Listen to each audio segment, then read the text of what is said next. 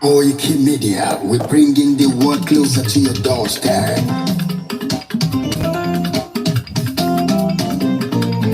Koikimedia, Koikimedia, Koikimedia, we bringing the world closer to your doorstep.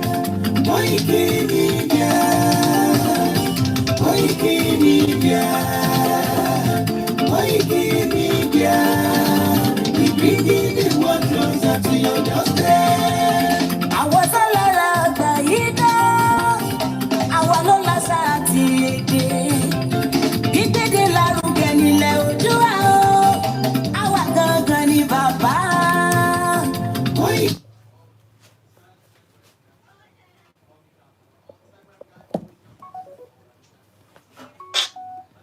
Koikimedia, we bringing the world closer to your doorstep. They never sabi wetin we carry for her. But we dey move closer before dem go sabi. I said they never know wetin we carry for body. But we dey move closer before dem go sabi. Ọ̀kín lọ lọ́jà ẹyẹ, ìníhùn ló ló lájú. Ẹyẹ tó lórí kodò bí àdó ọ̀pẹ̀jẹ̀ lẹ́nu. Ká ṣiṣẹ́ fún ilẹ̀ bàbá wa. Ká ṣiṣẹ́ fún ìlú bàbá wa. Ká jùmọ̀ sowọ́pọ̀ ká lè tó dúdú àga. Òdúdú àkóbá lè gbé wá. Ọmọ Odùduwà ṣe kiri. Ẹ dìde fún ẹ̀tọ́ adúláwọ̀. Ká lè jọ jùmọ̀ gbé délẹ̀ ìlérí. Káwa lè bá oko ilẹ̀ wa. Ká ṣiṣẹ́ ká lè jọ gbàdé. Ká lè gbàdé adé adúláwọ̀. Àwa ni mọ̀dẹ̀ tí yóò tàn káàkiri. Ọmọ Odùduwà ni wá. Koikimedia, àwa là ń gbé tó lárugẹ. Ètò tó gbójú owó tí wọ́n mọ̀ ní. Kásá ẹgbẹ́ polówó ọjà wá kájé gbogbo ayé jẹ. Ètò tó gbójú owó tí wọ́n mọ̀ ní. À ń gbé tó lárugẹ, à ń gbàsà lárugẹ. Ètò tó gbójú owó tí wọ́n mọ̀ ní. News and sports ẹ máa rí gbọ́. Ètò tó gbójú owó tí wọ́n mọ̀ ní. Ọmọ Ìjẹ̀bú alárẹ̀ mi ló ní kí n máa gé tantan. Koikimedia ọ̀rọ̀ lágbájú mọ̀ mi. Máa bá ṣẹ̀rẹ̀ lọ. Ọmọ Yorùbá nìyẹn, ọmọ Yorùbá tata o. À ń gbádùn rẹ̀, ọmọ Ìjẹ̀bú alárẹ̀ mi. Ṣé ìlọ máa fi dìbò tẹ̀ mọ́lẹ̀ o? Ẹ̀yin lọ́mọ onígbò máa ń dé máa dé. Ẹ̀yin lọ́mọ onígbò máa wọ̀. Igbó máa wọ̀ gbàjọ́jì ò gbọ́dọ̀ wọ. Àjòjì tó bá wọ bẹ̀ á tẹ̀lé ní bọ́ra. Ẹ̀yin lọ́ máa náwó kóyìnbó tó dé. Ìgbà tó yìnbó dé o, owó náà dẹ́ tún pọ̀ sí o. Koikimedia sáwa ní bàbá. Koikimedia, àwọn ni bàbá. Koikimedia, àwọn ni bàbá. Àdáńtọ́, àtúnpèrè gidi. Koikimedia, àwọn ni bàbá. Àwa là ń gbé tó lárugẹ jẹ́ ká jọgbọ́. Koikimedia, àwọn ni bàbá. Àtúnjà fẹ́tọ̀ ilẹ̀ wa, fẹ́tọ̀ ilẹ̀ Yorùbá. Koikimedia, àwọn ni bàbá. Ọmọ Oòduà ni wá o. Koikimedia, àwọn ni bàbá. Ikú tó ṣe bí lébi òsì, àdìmú bàbá yọ. Koikimedia, àwọn ni bàbá. We bring you one closer to your doorstep. Koikimedia, àwọn ni bàbá. Afẹ́fẹ́ tó ń fẹ́ o tó kàn yókò lára ni. Koikimedia, àwọn ni bàbá. Àpèrè gèdè Olódùmarè ló fún wa ṣe. Koikimedia, àwọn ni bàbá. Gbogbo ayé ẹ̀gbọ́n, àwa ni bàbá o. Koikimedia, àwọn ni bàbá. Ẹ máa bọ̀ wá ẹgbẹ́ polówó ọjà yín wá. Koikimedia, àwọn ni bàbá. Odùduwà la gbé dání, òtítọ́ la gbé dání. Koikimedia, àwọn ni bàbá.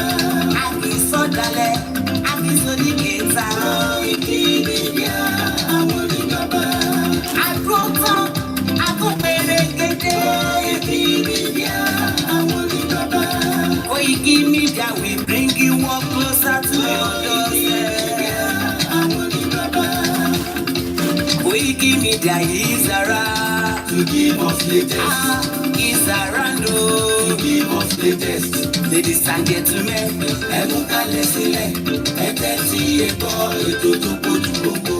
Ladies and gentlemen, kalẹ̀ sílẹ̀, tẹ́tí gbọ́ ètò tó kojú gbogbo.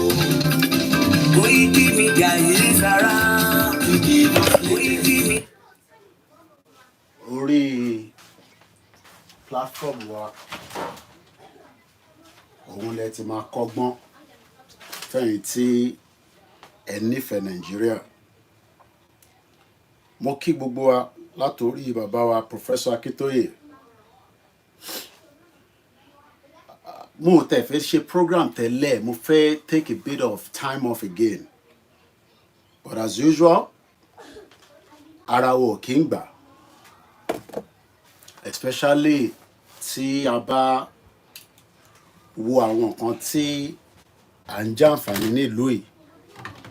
Ó máa ń fún wa ní inspiration láti wá bá gbogbo ọmọ Yorùbá sọ̀rọ̀, especially ẹ̀yin tẹ́ wà ní Nàìjíríà tí à ń sọ fún pé Nàìjíríà ò lè work. Mo láǹfààní àti lọ sí parent meeting àwọn school àwọn ọmọ mi, and I was crying when I saw the standard of the environment. Nígbà tí a débẹ̀, mo ń wo building yẹn, àwa láǹfààní àti wọlé, àjókòó, wọ́n bẹ̀rẹ̀ sí fún wa ní báwọn ọmọ yẹn ṣe ń progress níléèwé, nínú maths, nínú English, nínú science. Mo wá ń fojú wo gbogbo inú classroom yẹn, mo wá sunkún fún ìwọ tó ń accuse bàbá Akintoye àti Ìgbòho. Tẹ́ bá tẹ̀ ń accuse mi, it's okay. Tó bá jẹ́ pé mi lè accuse, it's fine. In 1,000 years tó bá wà nínú Nàìjíríà, ó lè ní standard tí àwọn ọmọ tèmi ní nílùú yìí ní public school, ó tó bẹ́ẹ̀. Ó lè ever rí standard yẹn. Kódà àwọn school tó ti ń san 42 million ní Lagos State, the highest paid school fees. Kódà tó bá ṣògùn owó, ó ní lè mọ́mọ́ ẹ lọ síbẹ̀.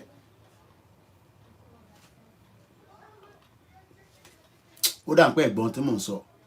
Mo jókòó sínú classroom yẹn, mo wá ń wọnú classroom yẹn, mo wá ń imagine pé ǹjẹ́ àwọn tí à ń pètò fún pé a fẹ́ kúrò nínú Nàìjíríà, ǹjẹ́ mọ̀ tó ń bọ̀ tẹ́ ẹ̀ bá kúrò nínú Nàìjíríà, torí pé education system tí bàbá Akintoye fi sọ fún wa nínú the good news path to prosperity orílẹ̀-èdè Yorùbá, in 1,000 years ẹ lè experience tí mo rí ní classroom àwọn ọmọ mi,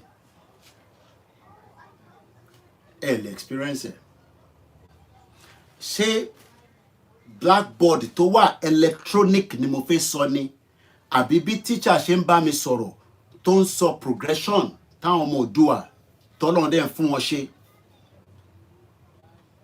àbí the whole system tí wọ́n ṣe fún wa pé kódà àtẹni tó lówó àtẹni tó lówó kò ń ṣe dandan ni pé kó mọ́mọ lọ sí private school, privilege ni àfọmọ tó bá ní scholarship. Wọ́n wá bìkan náà àwọn ọmọ yẹn pé kí ni value nǹkan tó fẹ́. Mo wá ń wo àwọn ọmọ Yorùbá tí bàbá Akintoye tó ń sọ fún yín pé Tinubu ò lè fún yín ní value fún education nílẹ̀ Yorùbá. Èmi ò sọ lẹ̀ Nàìjíríà o. bí Tinubu bá lọ ọdún mẹ́jọ o lè ever enjoy value education táwọn ọmọ mi ń jàǹfààní nílùú yìí. O lè máa argue pé ṣé tí a bá gba Yorùbá nation kọ́ ṣé wọ́n máa ríru value yẹn, á jẹ́ pé a ti curtail ara wa within the southwest. A lè ṣe system tó máa wà better ju UK lọ.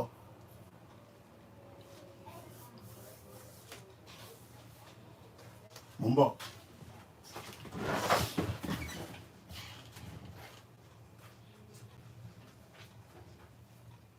Mo wá ń wo àwọn nǹkan tí àwọn teacher wọn tó ń sọ fún mi. Mo wá ń sunkún pé ìjọmọ Yorùbá ó gbọ́ àgbọ́yé pé education tí à ń sọ̀rọ̀ ẹ̀ pé ká fi kúrò nínú Nàìjíríà ó bẹ̀rẹ̀ láti the ground pẹ̀lú àwọn ọmọ Oòduà. Ó wá bà mí nínú jẹ́.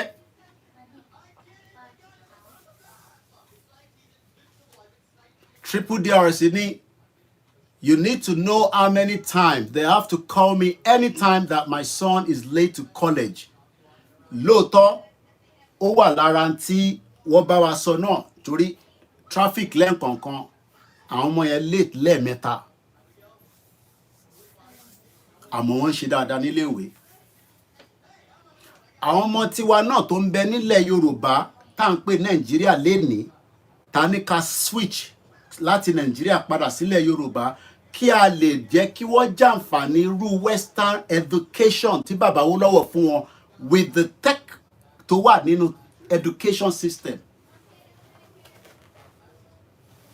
But intẹ́yìn rí ni pé wọ́n náà fẹ́ ṣe rally, wọ́n fi kówó jẹ.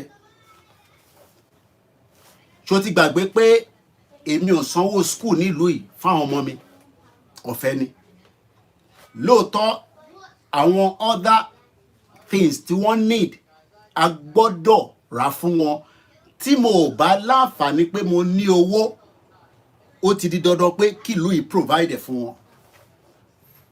But lẹ́yìn pé ara uniform, ara school bag, ara jacket, ara bàtà tó bá ní ni o, torí àwọn kan wà nílùú yìí náà tí wọ́n tẹ̀ ní rárá láti lè afford láti ra gbogbo nǹkan yẹn. Wọ́n ti ṣe provision fún wọn. Ǹjẹ́ President Bola Tinubu lè ṣe provision fún gbogbo ilẹ̀ Yorùbá kí a ní education system kó sọ fún àwọn gómìnà pé kó make education, torí a rí irọ́ tí Ọ̀ṣínbàjò pa fún wa nígbà tó ṣọdún mẹ́jọ pẹ̀lú Buhari. Mo wá ń wo lára àwọn nǹkan tí wọ́n bá mi discuss nípa àwọn ọmọ Oòduà. Mo wá ní ǹjẹ́ àwọn ọmọ yìí àti àwọn ọmọ tó ń bẹ nílé tí wọ́n jọ ní làákàyè, ǹjẹ́ tá bá jọ gbé wọn together lénìí, ǹjẹ́ wọ́n lè wà on the same page? Ǹjẹ́ wọ́n lè wà on the same pace? Nítorí pé standard tí àwọn ọmọ yìí wà níbí báyìí, wọ́n ń lọ in the accordant to bí system ṣe fẹ́ jẹ́ kó lọ. Ǹjẹ́ system Nàìjíríà ó ń tó pé àwọn ọmọ Yorùbá, àwọn ọmọ wa tó ń bẹ nílẹ̀ Yorùbá ní southwest ní gbogbo ìpínlẹ̀, ǹjẹ́ àwọn náà ní the same system tí wọ́n fi ń ṣe progression fún wọn?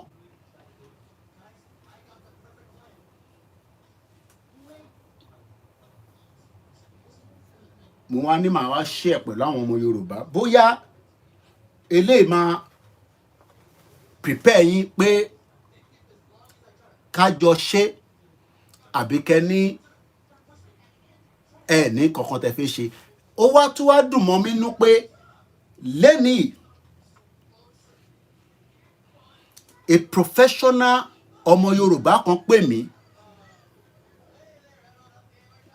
Ó máa láǹfààní àti gbọ́ díò yìí torí màá send ẹ̀ sí. Mo wá pray pé a máa rí àwọn professionals bẹ́ẹ̀ náà tó máa darapọ̀ mọ́ wa. So ìwọ tó wà nílé tó ní ò darapọ̀, it's okay. But professional ń darapọ̀ mọ́ wa nítorí pé ẹni tí ó bá mi sọ̀rọ̀ lénìí mo ti connected pẹ̀lú Emola tó jẹ́ the deputy chairman, chartered accountant, ACCA. Ó wá mọ̀ tó jẹ́ kó wà unique ni pé China ló ti ń ṣe 6 months, a wá padà wá ṣe 6 months ní UK. That blew my head away. 12 years is on that same path. A lò oṣù mẹ́fà ní China as a lecturer, a wá lò oṣù mẹ́fà ní UK. Ìjẹ́ àwọn ọmọ Yorùbá mọ̀ tá ń sọ pé kí ìran Yorùbá kó tètè kúrò nínú Nàìjíríà. Ǹjẹ́ mo feelings táwa ṣe ń feel àbẹ́ kan wò pé nítorí àwọn rally tá fẹ́ ṣe tó máa make nǹkan tó wà unique ẹ̀ ń sọ pé a fẹ́ fi kówó jẹ. Arákùnrin wa pè mí, mo ò mọ̀ rí, a sọ̀rọ̀ rí, àmọ́ ó ní ọmọ Yorùbá lòun, ó dẹ̀ wọ̀n pé kóun náà darapọ̀ lẹ́yìn ìgbà tóun gbọ́ àwọn program tá à ń ṣe. Chartered accountant, ACCA. Torí mo question ẹ̀, mo bí pé kí ló ń ṣe ní China? Ó ní òun máa ná lecture àwọn student ní China láti fi kọ́ ACCA. Sórí ibi tí brain power ọmọ Yorùbá dé. Ìwọ wá ń takú fún bàbá Akíntóyè alànà tó ń sọ fún wa pé ọmọ Yorùbá ló ní the global world. But tá bá sì wà nínú Nàìjíríà, a lè progress. Tá bá sì wà nínú Nàìjíríà, a lè progress. Ìyá wa Comfort Ológunjà tó wá ń jẹ́ kó yé mi pé we can have a better education in Yoruba land. Wọ́n náà wọ́n lọ sí free primary school in the late 60s títí dé 70s, which was standard. Mo wá ń wo gbogbo iṣẹ́ táwọn ọmọ yìí ń ṣe nílé ìwé. Mo wá ń sunkún sínú pé ǹjẹ́ tá a bá kúrò nínú Nàìjíríà torí pé àwọn kan ní wọ́n sọ̀rọ̀ sí wa. Mo wá ṣèrántí tí bàbá Akíntóyè sọ pé wọ́n máa fẹ́ sọ̀rọ̀ sí wa láti fẹ́ fi bà wá nú jẹ́ kí a má lè progress, ká má lè tẹ̀síwájú. Pé kò sí nǹkan kan tẹ́ lè sọ sí wa tó gbọ́dọ̀ bí wá nú.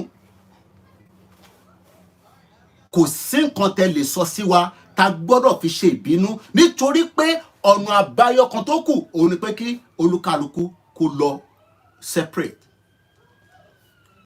Ìwọ tó bá láǹfààní àtútù wá gbọ́ tẹ̀sán yìí tí mo dẹ̀ ń jẹ́ kó yé pé ẹni tí mo bá kò ṣe pé àìtí wọ́n a kàn máa ń rí nígbà míì torí ẹ mọ̀ páwa bàbá a busy and attend àwọn kan bẹ́ẹ̀ yẹn, but èmi mo láǹfààní àti attend ti èyí tí mo lọ yìí. Mo wá jókòó, mo wọnú classroom yẹn títí throughout tá fi ń bá mi sọ̀rọ̀. Mo kàn wo pé chalk lásán, chalk tó fi ń kọ̀ọ̀kan ní blackboard ní gbogbo ilẹ̀ Yorùbá lẹ́ni, it is hardly found. Kàmáì tí wàá sọ àwọn ọ̀tẹ̀ ló chalk mọ́, àwọn tí ń lo electronic in the classroom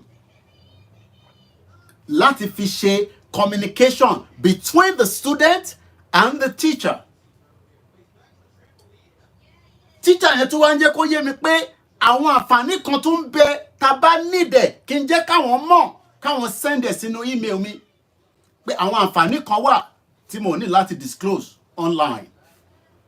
Pé àwọn àǹfààní wà fáwọn àwọn tó ń gbé nílùú ìmọ̀ràn àwọn àǹfààní tí mo sọ yẹn láti fi ran àwọn ọmọ yìí lọ́wọ́ láti lè jẹ́ kí progression wọn kó lè wà top notch nítorí pé àwọn ọmọ tí à ń sọ yìí wọ́n fẹ́ jẹ́ kó compete pẹ̀lú àwọn tí àràgbà arákùnrin tó lọ ń kọ́ ní China. Nígbà tó ọmọ Yorùbá gbéra tó lọ ń ṣe oṣù 6, mo ní ṣógún èdè ni. Ó náà ń gbọ́ díẹ̀díẹ̀, ó ní but English làwọn fi ń kọ́ wọn ní ACCA ní China. And these are the kind of professionals tá à ń sọ pé ẹ darapọ̀ mọ́ ìrìn àjò yìí. Mo á jẹ́ kó rí arákùnrin yẹn pé ọ̀tọ̀ ní ká máa náà nídòwó, but we need the professionals. The professionals, ẹ gbọ́dọ̀ darapọ̀ mọ́ movement yìí, ẹ má yọra yín sílẹ̀. It is part of how we can liberate the people. Because àwọn tó wà nílé, they have been kept below par. Iṣẹ́ wa fúnlẹ̀ wa, forílẹ̀ ibi wa, kàgbéga, kàgbéga, kàgbéga fàlérí. Ìgbàgbọ́ wa ni pé bá ti bẹ̀rù làbọ̀ mọ́. Ká ṣiṣẹ́, ká ṣiṣẹ́, ká ṣiṣẹ́, ká jọlá. Ìṣọ̀kan àtòmìnira ní kẹ́jẹ́ ká máa lépa. Ìtẹ̀síwájú fọ́gbọ́ ire àtòhun tó dára. Ọmọ Oòduà dìde, bọ́ sípò ẹ̀tọ́ rẹ. Ìwọ ni ìmọ́lẹ̀ ògo adúláwọ̀. Àwa ni ìmọ́lẹ̀ ògo adúláwọ̀.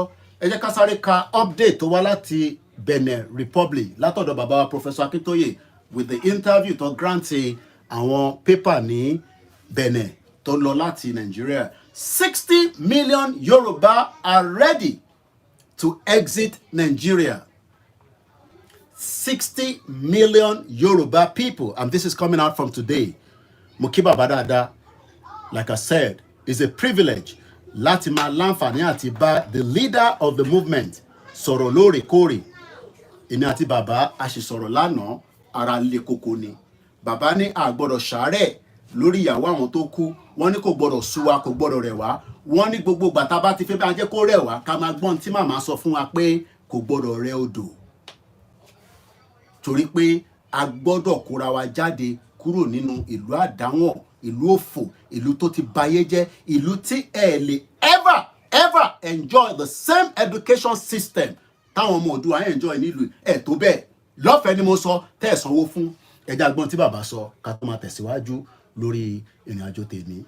The leader of the Yoruba self-determination movement, Professor Adebanji Akintoye, has vowed that the movement will not give up on its quest for Yoruba nation.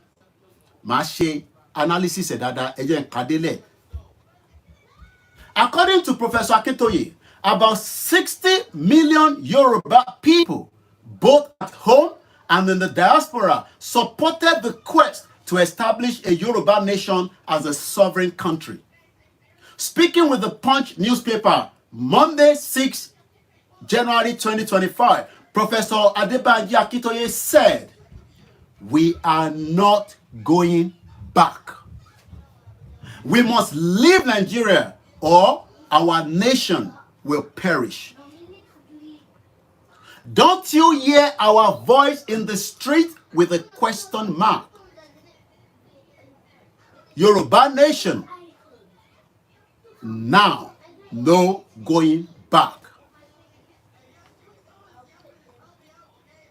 We mean the Yoruba people in Nigeria, roughly 55 to 60 million people. We want to establish a country of our own. There will be no Nigeria where we have our country. But if the rest want to continue as Nigeria, they are okay to do so. Asked about last year letter written to the government of the United Kingdom concerning the movement and agitation, Professor Akintoye said it received an acknowledgement from the UK government that it was being attended to. We knew from the beginning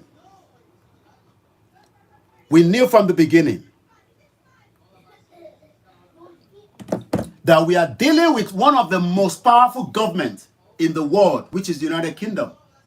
And it is not something you can expect a response two in a month or two. But we have got a general kind of acknowledgement that our letter was being attended to. We got the acknowledgement on a date after we submitted the letter. It is the British government. We cannot rush them, so that does not mean they are not giving it the needed importance. They are doing it their own way, Professor Akintoye said. In a similar letter written to the Nigerian government requesting a peaceful breakaway, Professor Adebanji Akintoye said it had evidence that its letter was causing some panic within the government. Yes, the Nigerian government are working on it. We know that they are working on it, and we have seen evidence that our letter is causing them some trouble, but they don't have to have any trouble with us. The United Nations Declaration of the Right of Indigenous People affirms that very clearly that every indigenous people in the world have the right to self-determination and separation from their country to which they are currently belong. That they must do it peacefully and not violently and in a disruptive manner. And we are following those directions very carefully, Professor Akintoye said.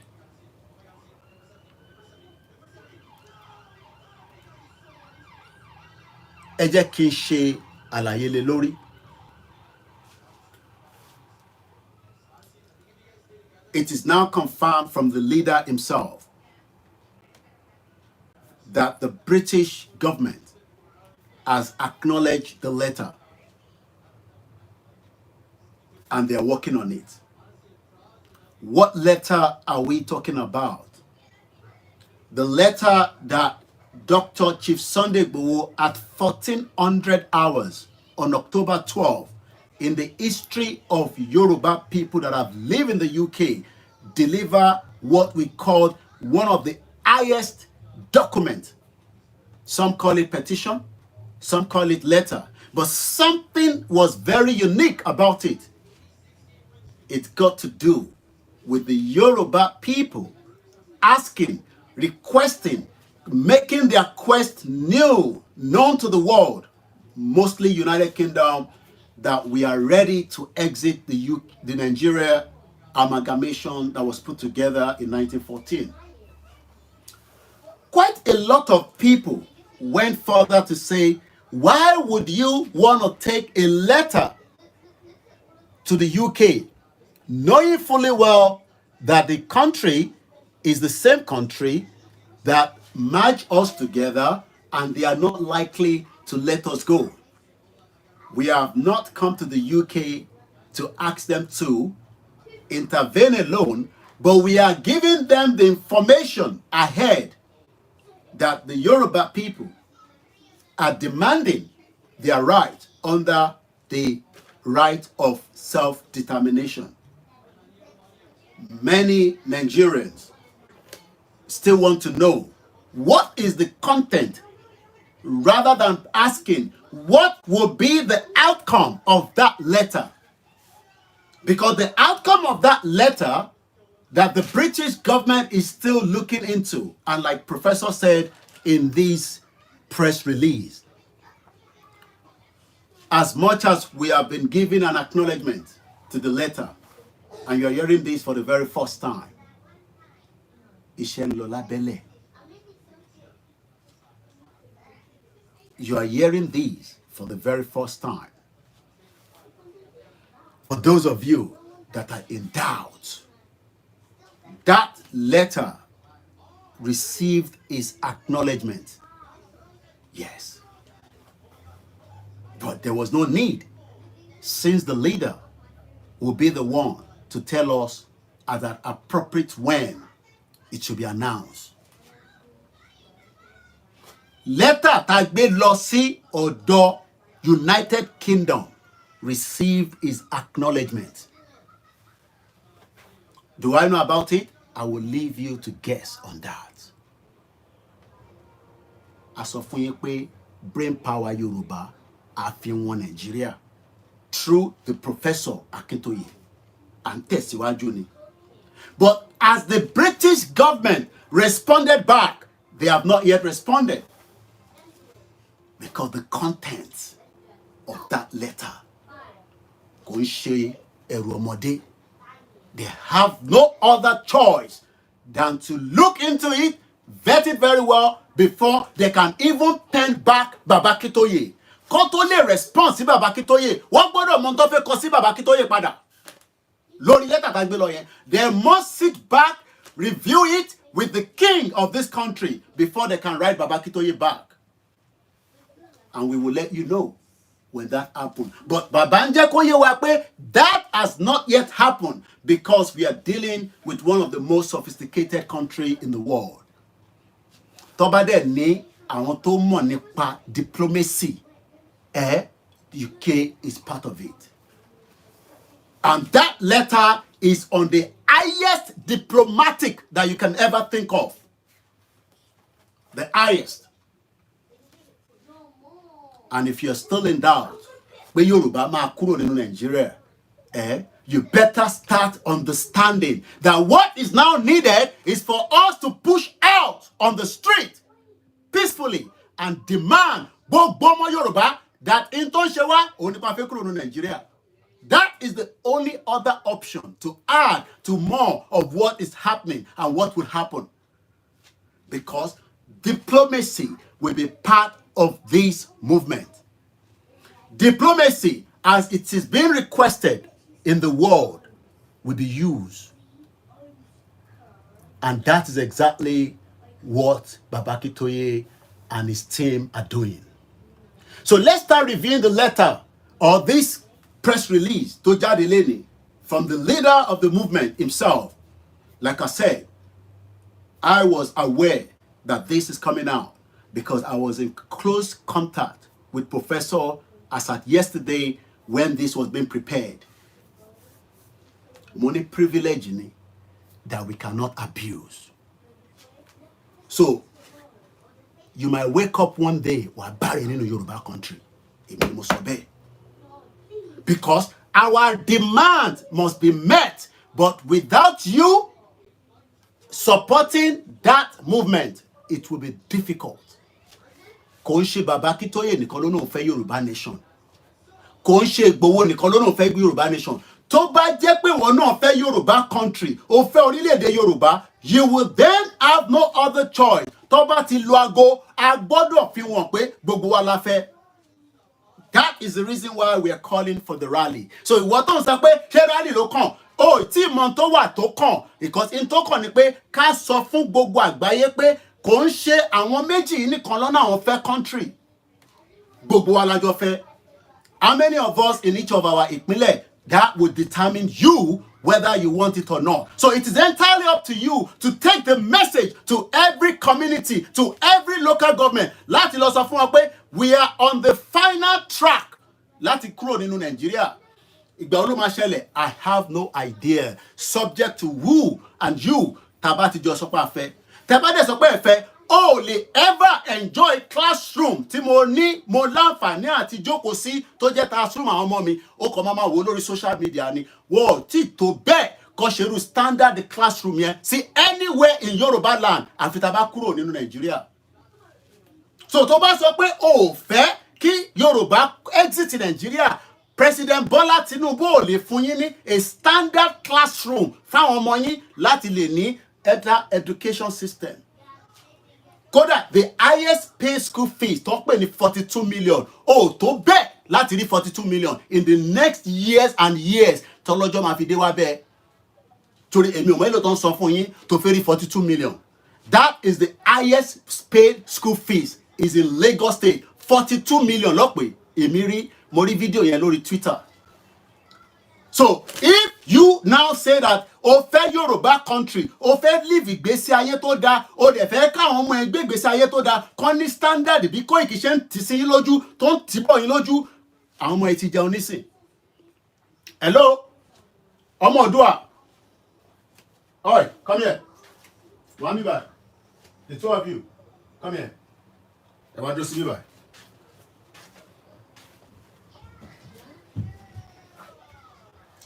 Robin, what did you eat? Wrap. And what? What was in the wrap? Chicken tenders. And what sauce did you use?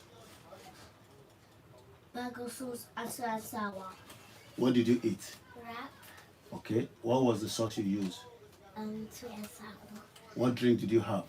Apple juice. And joke about TV. As long as your children will not die in a stampede, as long as your children can have a standard education, as long as your students, your children can have a better welfare in Nigeria, then need láti jáde tó bá ti ní ká jáde. All you need to do is just sit back, kò ní kò sí tó pọn pẹ̀lú Yoruba nation. But tó bá mọ̀ pé àwọn ọmọ ò lè ní standard, ó dẹ̀ fẹ́ kọ́ ní standard, then you will come out and ask together with the millions of the Yoruba people that are making their demands and their requests under our leader, Professor Adebanji Akintoye, as we continue to look into this press release. To Jadeleni. Let's go further with more analysis on it. Baba Akintoye jẹ́ kó yé wa pé Yoruba self-determination as vowed. Tó bá sọ pé vow, Victor Oscar Whiskey Echo Delta. Ẹ̀yin tẹ́ wà nílé, don't use that. Ẹ máa ní V-O-W-E-D. Kí ló ń pè ní vowed? Ìjáde náà gbé Yoruba nation dání ká tún máa ní a fẹ́ ṣe politics. No, we demand something, we stay on that until our demands are met. Tá demand wa bá ti meet, tó meet demands wa, then we are not going back, which is our slogan. Lost anywhere. We will remain where we are in all our ìpínlẹ̀ until our demands are met by both the federal, our House of Representatives, and our governors. So let us all prepare for what is going to play out in 2025. But ele o ṣe ọ̀rọ̀ Olóyè Ìgbòho kò ń ṣọ̀rọ̀ Baba Akintoye. It is about you, me, and the rest of the Yoruba people, both in the diaspora and both at home. And let's quickly look into the meaning of vow. Taba sọ pé vow, kí ló ń pè bẹ́ẹ̀? Taba ní vow, V-O-W-E-D. What is the full meaning according to the English dictionary? Quickly. Because something is very important that we learn as the words are being used. This is still Koikimedia, bringing the world closer to your doorstep. Ó fẹ́ mọ̀ nípa Yorùbá nation ni, o gbọ́dọ̀ tètè mọ̀ nípa ẹ̀ dáadáa nísìn kó má bàa di ẹni tí ò ní mọ̀ tó ń lọ nínú ẹ̀. Yoruba nation kò ń ṣe ti Baba Akintoye nìkan àti ti Igboho. Vow. The word vow. Lẹ́ẹ̀kan sí, tá bá sọ pé the word Vow. the past tense only vow with the ed lẹ́yìn. Tó bá ní vow, it is something that is very important. But kí ni meaning ẹ̀? Solemnly promise to do specified thing. So what are we promising? We are promising that we want Yoruba nation and we are not going back on that. Kò sí nǹkan tí àwọn government fi bá wa sọ, kò sí tí international community fi bá wa sọ. Gbogbo tí demand wa bá fẹ́, òun ni àwọn ni kó bá wa look into. And that's exactly what we are saying. And what is our demand? A fẹ́ kúrò nínú Nigeria, kò ní any reason tá gbọ́dọ̀ wà nínú ẹ̀. A dẹ̀ ní láti ṣẹ̀pẹ́ nínú ẹ̀ ká máa ṣe sọ pé a fẹ́ kọ́kọ́ lọ ṣe restructure, a fẹ́ lọ ṣe rewinding, a fẹ́ lọ rewind, no. Our demands must be met under the international law so that we can use that to give standard to all our loved ones. Is Mary? Okay. To all our loved ones, both in the diaspora and outside. So the word vow is solemnly promised to do Yoruba nation. I vowed myself to this enterprise. That is now using the past tense, which is with the ed lẹ́yìn. And many people use the word vowed when they get married, when you do all kind of things. But the reason tí Baba Akintoye ṣe ń lò on this is because it to make a solemnly vowed declaration of intent. She vowed to love him forever. Àwa ti vowed pé Yoruba nation, okay? Yoruba nation, òun nìkan ni I need láti máa campaign lé lórí. We don't need any other thing because the country is not working for us. Kò sí nǹkan tẹ́ lè sọ. We come back to if we are telling you that the country will be attacked, ẹ̀ ń sọ pé rọ́lá ń pa. Tá bá ṣe program, ẹ máa ní orí wọ̀ pé nǹkan ṣe wá. Orí ẹ̀yin tí ẹ dẹ̀ wà nílé ni ẹ ní láti understand pé the country is dead if they can attack the military barrack. Wọ́n ì tí sọye sójà tó kú fún wa. I don't have the numbers, but my investigation is still going on. I met online the chief of staff, ó wà ní Doha. Ó ń parọ́ fún wọn ní Al Jazeera pé everything is fine while they are attacking the Nigerian military back home. The video is on Al Jazeera. Mo ní bíbá in international media yín. Tó bá ṣe ń káàkiri, tó ń sá lọ anywhere, tó fi lọ presentation Nigeria. We will make sure that we come out and tell the international community. Ó dẹ̀ ti ní òun ready kó gbóhùn lọ sí International Criminal Court. Mo ń bọ̀ níbẹ̀ yẹn later. That is your chief of staff. The chief of defense staff, rather. What interview ní Al Jazeera. Gbogbo tó sọ for the past 40 minutes. Irọ́ ló wà níbẹ̀. Ó dẹ̀ ní òun ready láti lọ sí International Criminal Court. A dẹ̀ máa gbé wọn débẹ̀.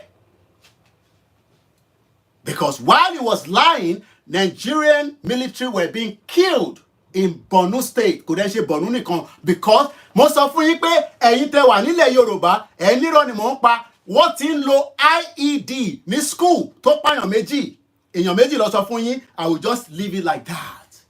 This happened in the FCT capital. Oh, gbọ́ news yẹn pé wọ́n fi IED. Kí ló ń pè ní IED? Ìwọ ṣì ní sùúrù. Jẹ́ àparí tí Baba Akintoye sọ.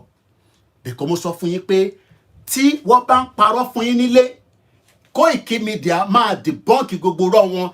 Tó bá wá lè bá wa gbé ọ́díò yìí lọ síbi tó yẹ kó rìn dé, títí dọ́dọ̀ àwọn tiwọn náà, á jẹ́ pé ò sí lára movement nìyẹn. Because gbogbo yín lè sọ pé ẹ gbọ́ wa, we are now making sure that it is going in the audio format. Let's go further. Back to Baba Akintoye quickly. Lẹ́ǹkan sí. As we continue to review why the Yoruba people needs to leave Nigeria now, before kó tó di pé wọ́n máa wá invade yín. Because the military barrack that was invaded, kò ń ṣojú lásán. We told you a week ago that Australia sọ fún wa pé ká wà very careful in Nigeria. I came out, I did the program. It is not even up to 2 weeks. Kò tí pé 1 week tí Australia warn àwọn citizens wọn pé ẹ má ṣeré lọ sí Borno. We saw the military barracks being attacked. But that is not where we are still standing on right now. We are still talking about why the Yoruba people need now to exit Nigeria before it is too late. We have no business with Nigeria. Nigeria failed. It has expired. And the Yoruba people needs to leave now. Let's go back. See, ọ̀rọ̀ Baba Akintoye. 60 million Yoruba people are ready. Babani vowed that the movement will not give up. Mo ti sọ meaning vow. Tí ẹ bá ní bàbá, ó ti gba this, ó ti ṣe this, ó ní vow with Yoruba nation movement. How are you? You okay? How was good today? Good. What do you need to do? That's fine. What do you want? And? Daddy. Yeah. With what? Toast it. You want me to toast it? Yeah, I'll help you to do it. Just to toast it, right? Ọmọ tiẹ̀ náà bá ṣáà ti lè dé láti ilé ìwé tó lè jẹun, kékeré ní tó kù but tó bá ti lè jẹun tó dé láti iléèwé tó ṣe yún rí tó ń bí ẹ lóúnjẹ tó ń sọ pé kò sóúnjẹ nu ilé a jẹ́ pé Nàìjíríà ò ṣiṣẹ́ fún ẹnìyẹn. But continue to live in denial. Continue to live in denial. Continue to be told that Nigeria is working when you know that the country is dead. What you do is you bury it. You bury Nigeria so that the life of millions of us will be better. Let's continue. According to Baba Akintoye, gẹ́gẹ́ bí tó sọ, wọ́n ní gbogbo ọmọ Yorùbá tó pé 60 million, èmi ọmọ yẹn ní Yorùbá, nílé àti ní ẹ̀yìn odi ni wọ́n sọ̀pọ́tì pé kí ìran Yorùbá kó dá dúró láti lè dá orílẹ̀-èdè tiwọn sílẹ̀. Ṣé wọ́n fẹ́ kí a dá orílẹ̀-èdè tiwa sílẹ̀? Ṣó wà lára àwọn tó ń takò? Ṣó wà lára àwọn tó ń sọ pé orílẹ̀-èdè Yorùbá àsìkò tí tó? Kí ni ìdí tó ṣe ń sọ bẹ́ẹ̀? Kí ni ìdí tó ṣe ń ṣe bẹ́ẹ̀? Kí ni ìdí tó jẹ́ pé alátakò kí Yorùbá dá dúró kó yọ rẹ̀ kúrò nínú orílẹ̀-èdè kan tó ń pè Nàìjíríà tí wọ́n sọ èdè kan náà, tí wọ́n ń ṣẹ̀yà kan náà? Kí a lè jẹ́ ẹ̀yà kan náà, kí a wà lójú kan ní gbogbo ìpínlẹ̀, láti ìpínlẹ̀ Kwara, ìpínlẹ̀ Kogi, lọ sí ìpínlẹ̀ Ondo, padà sí ìpínlẹ̀ Ọ̀ṣun, dé ìpínlẹ̀ Èkìtì, dé ìpínlẹ̀ Ọ̀yọ́, padà sí ìpínlẹ̀ Ògùn state, tá máa fi dé ìpínlẹ̀ Lagos state. Ìyẹn ò ń ṣe tó fẹ́. Àbí bẹ́ẹ̀ kọ́? Kí ló fẹ́ gangan? Èyí tó fẹ́ ni pé ká wà nínú Nàìjíríà tí àwọn ọmọ yín ò lè lọ sí school tó wà standard.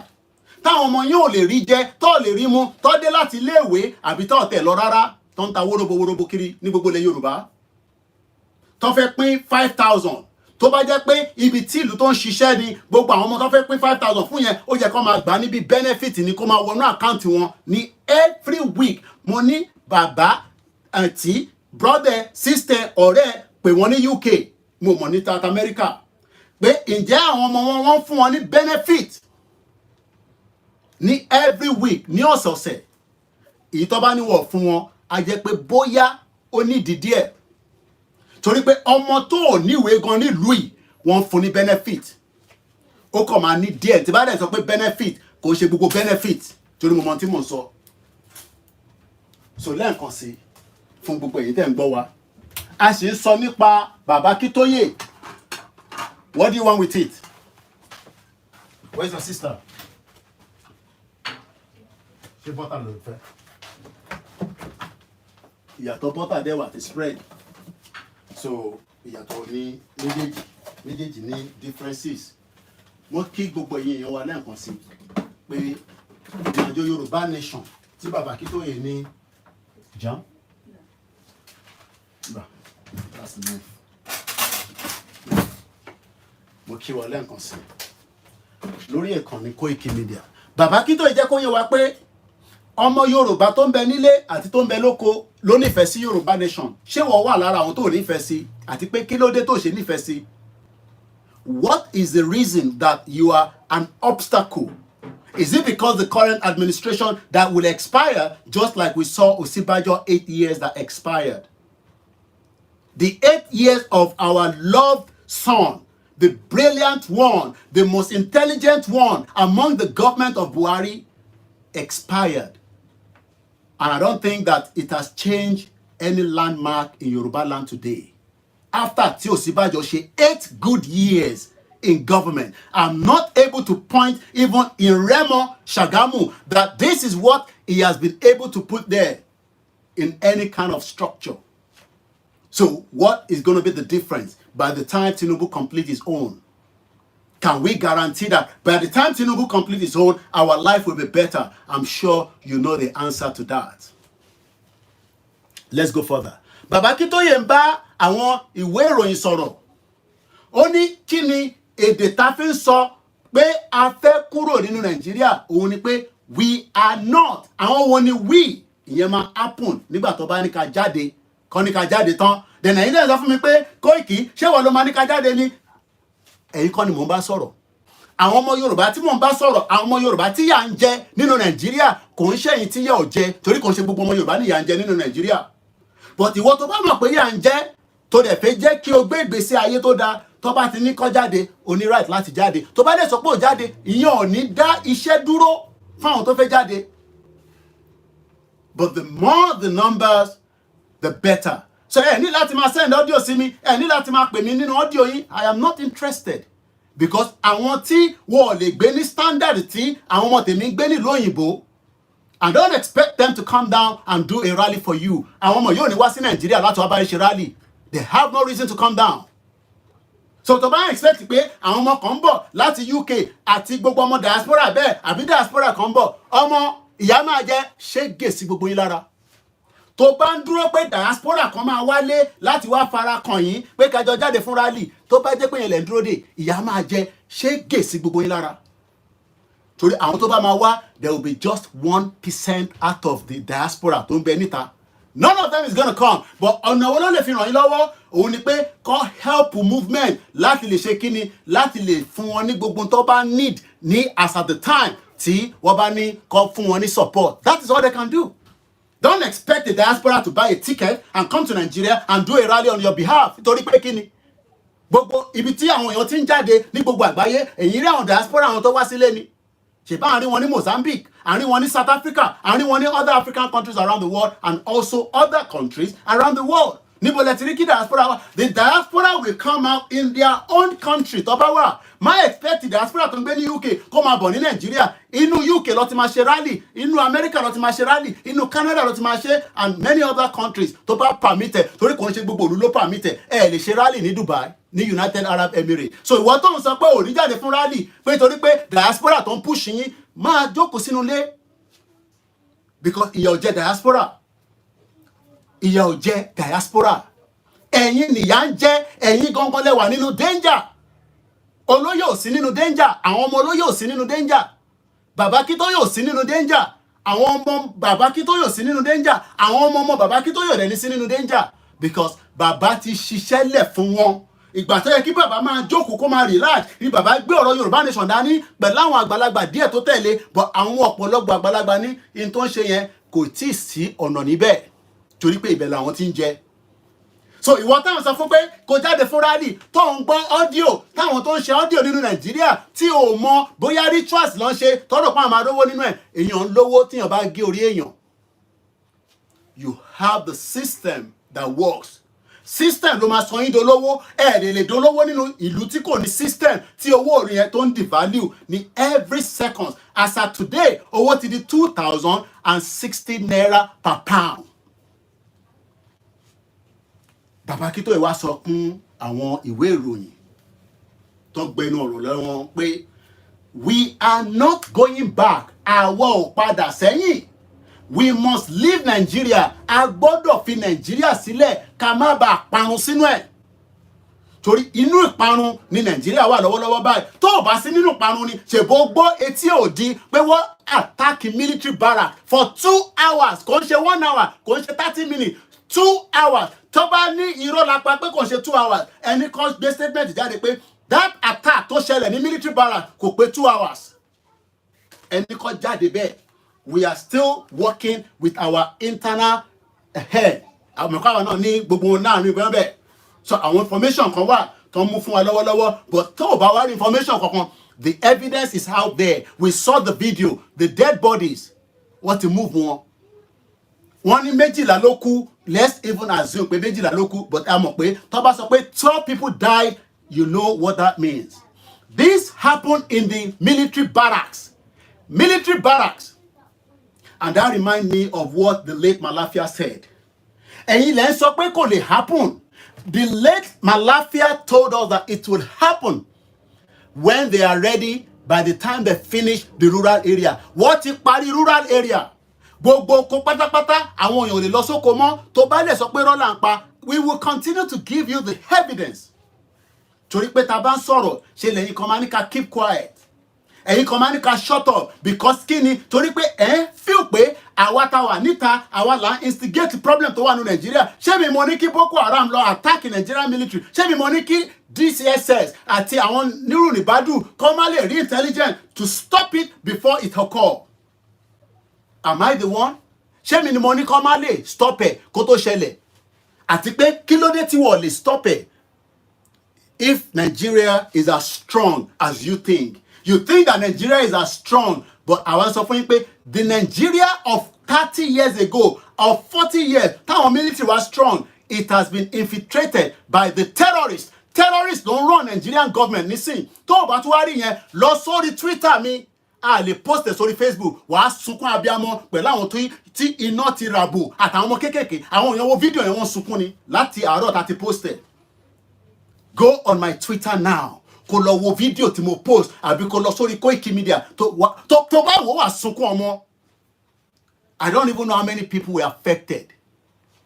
Our body to split out completely. One ní gbogbo àwọn dọ́kítà tí náà sì sá kúrò nínú clinic ọgbọ́n wọn lọ nígbà tó débẹ̀ báyìí àwọn yẹn ti sá dànù. Ìlú yẹn ni wọ́n wá sọ fáwa pé ó máa work. A dẹ̀ ń pariwo, à ń sọ̀rọ̀ lójoojúmọ́, ẹ̀ ń complain pé ariwo tá à ń pa yẹn kò débì kankan. Pé sáriwo la máa pa ni. Listen to this. Ẹ̀yin tẹ́ wà lórí platform kan lè má lè gbọ́ ọ̀rọ̀ yìí, but ẹ jẹ́ ká gbọ́n tí màláfíà. Just to remind you that ó sọ pé tó bá parí rural area, wọ́n máa jáde síta, wọ́n dẹ̀ ti jáde síta, wọ́n wọnú barracks lọ, wọ́n pa ọba. This year ló lè ṣẹ̀ṣẹ̀lẹ̀ o, kò ń ṣe last year. Gbọ́n sókè. Or unable to protect the people of Southern Kaduna. In fact, it is not only unable, it is unwilling, and we have good reason to feel that they are part and parcel of the killers. Let me make some revelations to you. That's a very big allegation, Dr. Obadiah. The government is part and parcel of the killers. That's big. Yes. Okay. How will the government just say, oh, it is revenge killing and so on? Then you leave it there. Oh, because it is revenge killing and so on and so forth. The body language of this administration, the body language of the state government shows clearly that they have a hand in the killings. No doubt about it. Because, you see, General Abacha, and people don't give him his due. Do you think you would have tolerated such nonsense? And let me make some revelations, because some of us also have our own intelligence networks. Okay. Have met with some of the bandits. We have met with some of their high commanders. One or two who have repented. They have sat down with us, not once, not twice. They told us that one of the northern governors is the commander of Boko Haram in Nigeria. Boko Haram and the bandits are one and the same thing. They have a sophisticated network. During this lockdown, their planes were moving up and down as though there was no lockdown. Moving ammunitions, moving logistics, moving money, and distributing them in different parts of the country. They are already in the south, in the rainforest of the south. They are everywhere. They told us that when they finish these rural killings, they will move to phase 2. Phase 2, yani military barracks. Phase 2 is they will go into the urban cities, Wá jáde síta, going from house to house, ilé sílé, killing prominent people. pa gbogbo ẹni tó bá jẹ́ prominent people. I can tell you, Ó náà lè confirm ẹ̀. by 2022, they want to start a civil war in Nigeria. 2 years after, tí a gbọ́ pé fídíò yìí ti ń trend, 2 years after, Boko Haram ṣì ní the audacity, the àtẹ̀mọ́rọ́ òyìnbó tá lè lò to move into the military barracks, and they were there for 2 hours. Wákàtí méjì ni wọ́n fi operate. Oh la. Wọ́n operate fún 2 hours. Kò sí Nigerian Navy, kò sí helicopter, kò sí nǹkan kan tó lè wá gbà wọ́n. Ó mọ̀dí nítorí pé Nigeria is being operated as a non-entity right now. It's no longer a country. But many of you always come and argue that it is still going to work. And the question is, how? Ọ̀nà wo ló máa gbà work? Níbo ló fẹ́ gbà work sí? Àti pé nígbà wo gan ló máa work? Why are we living in denial? Kí ló dé tá ń parọ́ tí gbogbo wa dẹ̀ mọ̀? Ẹ̀gbọ́n tí arákùnrin sọ fún wa some years back, the former defense chief of staff, T.Y. Danjuma. The armed forces are not neutral. They collude. Wọ́n ti darapọ̀. They collude. Wọ́n ti darapọ̀. They collude Wọ́n ti darapọ̀. with the armed bandits. pẹ̀lú àwọn asúnmọ̀mí àwọn gbáyànpáyàn àwọn terrorists wọ́n ń pa àwọn èèyàn wọ́n ń pa Nigerians They facilitate them. àwọn gangan ni wọ́n ń ṣe ìrìn àjò wọn wọ́n ń bò wọ́n. If you are depending on the armed forces, tó bá ń dúró de Nigerian army kó wá gbà yín lẹ̀ all die. gbogbo yín pátá ni ikú máa pa. tó bá dúró de Nigerian army kó wá gbà yín lẹ̀ gbogbo yín pátá ni ikú máa pa. jẹ́ àtúgbọ́ lẹ́ǹkan sí T.Y. Danjuma the former chief of army staff a máa padà sí ibi tí bàbá Akíntóyè ṣe sọ pé a lè wà nínú country báyìí. We can't. We cannot live in this kind of country that we will continue to be scared of our lives.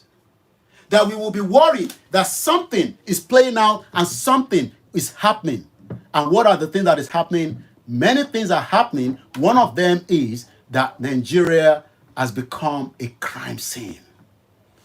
And until we leave it, our life will be better. If you refuse to let it go, you will be part one day, and one day, o lè sọ pé wọ́n personally kọ́, but gbogbo bí tí ọmọ Yorùbá tó bá ti attack wọn, gbogbo wa náà lọ́wọ́ attack. Gbọ́n kan tí T.Y. Danjuma sọ lẹ́ǹkan sí. Every one of us, Gbogbo wa pátápátá, we must dìde, a gbọ́dọ̀ dìde. armed forces are not new. Àwọn Nigerian army wọ́n ti wà colluded, Collude. wọ́n ti darapọ̀ mọ́ Fúlàní terrorists. Àmọ́ yàtọ̀ láàrin wọn mọ́. They collude Ẹ̀mẹ́ta ló sọ wọ́n ti collude with the armed pẹ̀lú bandits. àwọn làkúráwá àti àwọn wo àti gbogbo àwọn tó ń pè ní Boko Haram àti ISWAP àti ISIS ọmọ ìyá kan náà ni wọn. There is nothing like bandits. Wọ́n mọ bó ṣe ń rìn tó fi di pé wọ́n wọnú barracks military barracks not estate kò ń ṣe estate housing estate lọ́wọ́ wọ́n wọnú military barracks. To stop the killing, Tó bá ń dúró pé kó stop ẹ̀ you all die. gbogbo yín pátá ni kú máa pa. Èmi kọ́ mo sọ T.Y. Danjuma ló sọ ẹ jẹ́ á padà sí tí bàbá Akíntóyè wá sọ. Bàbá Akíntóyè wá jẹ́ kó yé wa pé ṣé ẹ̀gbọ́n táwọn èèyàn sọ lójú títì ni in táwọn èèyàn sọ ni pé no going back. We must leave Nigeria or our nation will perish. Ṣé o fẹ́ jẹ́ kí ìran Yorùbá kó wà perish? Ṣé n tó fẹ́ nìyẹn? Ṣé o fẹ́ jẹ́ kí ilẹ̀ Yorùbá kó wà perish? I'm sure most of us do not want that. Then tá a bá wá fẹ́ bẹ́ẹ̀ kí wá ní ọ̀nà àbáyọ? Bàbá Akíntóyè wá tẹ̀síwájú. Remember that we are still asking you to support us. Get support the platform yìí financially. Ẹ kú iṣẹ́ ìyẹn ó móríyá owó gangan ló jẹ́ kí iléeṣẹ́ kó wà standard. Láti lè make sure pé gbogbo tí ẹ̀yin ò mọ̀ nísìn pé the chief of defence staff was in Doha. Àwa mọ̀. How do we debunk it? It's part of a media job. And this is what every media ló yẹ kọ́kọ́ sọ̀rọ̀ lé lórí pé irọ́ ló lọ pa ní Doha ní Qatar. The chief of defence staff kò tí ì kúrò ní Qatar ni wọ́n ti attack barracks ẹ̀. And that is meant to be the chief of army staff or the chief of defence staff rather. Bàbá Akíntóyè wá sọ pé nígbà tí gbogbo wa ti ní lórí títì tó bá dórí títì tó ń sọ fún ẹ pé political party ní irọ́ ló wà níbẹ̀. Jẹgúrú jẹrá ló ń pè bẹ́ẹ̀. Mo kí bàbá mi ọmọ ọba Abiodun Grace Chapel. Mo fojú pa yín rẹ́. Gbogbo ẹni tó kù la máa kí. A gbọ́dọ̀ appreciate àwọn medias. Kí ni mò ń tẹ̀ láti fàyọ ni pé tá bá ṣì ń dúró pé in tó ń sọ lórí títì kó yàtọ̀ sí Yorùbá nation irọ́ ló wà níbẹ̀. Àyà yàn ń já ni. Ìyá wa kan pè mí nílé. I had to call chief. Ìbànújẹ́ ló jẹ́ fún mi. Lára àwọn tájọ́ ń ṣe Yorùbá nation wọ́n ti threaten ẹ̀ ó wà lọ ń gbé ní uncompleted building. Ó pè mí lórí video call pẹ̀lú àwọn àtàwọn ọmọ. Àwọn ìyá ẹ̀dẹ̀ ní àwọn ready láti fẹ̀mí àwọn sílẹ̀. Gbogbo wa ẹ̀mí wa ó máa wà títí tá máa fi délẹ̀ lérí. But tó bá ní ká jáde tó ń sọ pé kò sí ìtọ́kùn ẹ̀ Koiki ẹlẹ́nu dáwáyà ṣé wọ́n ló máa kó wa jáde wò àwọn ọmọ tèmi kó sí bíbà wọ́n wá sílé nísìnyí o fat ló gbọ́ lẹ́nu mi yẹn àwọn tó ń pa àwọn ọmọ wọn lọ sílé kọ́lọ́n bá mi aṣọ́ wọn lọ kó ṣọ́ wọn padà risk burúkú ni kí ni mo sọ èmi ò lè ká àwọn ọmọ wá sílé nísìnyí láyé èmi lè wá o èmi ilé ọmọ kì í bá baba lẹ́rù bọ̀ pé màá ká àwọn ọmọ Oòduà màá kó wọn màá rọra flight ticket sí Nàìjíríà pé kọ́ wá ṣe kí ni So most of it wà nílé, the bulk of the problem Nigeria ló wà. Mo ní kò sórí social media láti máa gba Yorùbá country, orílẹ̀-èdè yẹn láti máa gbà, àwọn olájọ máa gbà, gbogbo àwa tá believe in it. Eléyìí ò ń sọ̀rọ̀ olóyè Ìgbòho. Ìgbòho is just one individual. And there will be a lot you will hear from him. But for now, àwa la ní Yorùbá nation. Àwa nìkan ṣe. Ó yí àwọn kan lórí platform. Àwọn kan wà lórí platform báyìí nísìn. Wọ́n mọ tó ń play out. Àwọn kan dẹ́nà àwọn ọmọ, but in tó ń play out ni pé gbogbo ọmọ Yorùbá tó bá náà fẹ́ Yorùbá country, you have the right to come out. Tó bá dẹ̀ sọ pé ò fẹ́ náà, that's fine. You can against it. We don't expect to get 100%. But the majority of the Yoruba people don't suffer lẹ́ni. Kò sí tó kàn pẹ̀lú àwọn ọmọ Igbo, kò sí tó kàn pẹ̀lú ọmọ Hausa. We are the ones suffering. Àwa ní ìṣẹ́ àtòṣì tó ti dé bá. Kí ni mo sọ? Ìṣẹ́ àti òṣì tó ti dé bá. Tó bá wo fídíò tó mo post sórí platform lẹ́ni, tó o bá ní làákàyè pé yes, Mike Olowa mute. Mbo. Mike Olowa mute. Any mic were mute. None of the mic is mute. Mic or mute. Bí a lot of doing. As we, because audio Timo record take 1 hour and I wanted to get it just about an hour. So ẹ jẹ́ kí n sáré parí analysis bàbá kí tó yẹn tán tí mo fẹ́ kó parí wọnú audio yẹn, especially àwọn ìyá wa àtàwọn brothers wa tí wọ́n gbọ́ èdè Gẹ̀ẹ́sì tó jẹ́ pé òyìnbó lọ èdè Yorùbá ni wọ́n fẹ́ máa jẹ́ ká sọ. We mean the Yoruba people in Nigeria. Bàbá kí tó yẹn ní gbogbo ọmọ Yorùbá tó ń bẹ nínú Nigeria, roughly about 55 to 60 million. Wọ́n ní a fẹ́ establish ìlú tọ̀dọ̀ tiwa. A fẹ́ establish, a fẹ́ gba ìlú tiwa, a fẹ́ jẹ́ kí ìlú wa kó dá dúró away from ìlú òfò tí gbogbo àwọn bàbá wa ọmọọba Abiodun Grace Chapel, tí bàbá wa Prophet Ṣẹ́gun Adébáyọ̀ Máyọ̀wá, gbogbo àwọn bàbá àtàwọn wòlíì àtàwọn babaláwo tó sọ pé àfi kílẹ̀ Yorùbá kó dá dúró gẹ́gẹ́ bí China, gẹ́gẹ́ bí Germany, gẹ́gẹ́ bí France, gẹ́gẹ́ bí gbogbo ìlú tí wọ́n jẹ́ ẹ̀yà kan náà. Àwa ní oríṣiríṣi èèyàn tó máa gbé níbẹ̀, but with a full ID. Torí àwa tá wá gbé ní bíbáyìí, wọ́n bi wá pé tó bá máa gbé ní bíbáyìí tó ń ṣe ń tọ́ bí sí bíbáyìí, àwọn máa gbà ká lọ́wọ́ ẹ̀, àní ó tẹ́ wa lọ́rùn bẹ́ẹ̀ nígbà tá mọ̀ páà níbi kọ̀ọ̀kan tá fẹ́ lọ. And don't let anybody fool you, like I always say. Àwọn kan jápa some years back, àwọn kan ṣe ń jápa lẹ́ni. But what we are saying is that the only solution tá a bá gba country tiwa, ká gba orílẹ̀-èdè tiwa, we will all be affected one way or the other.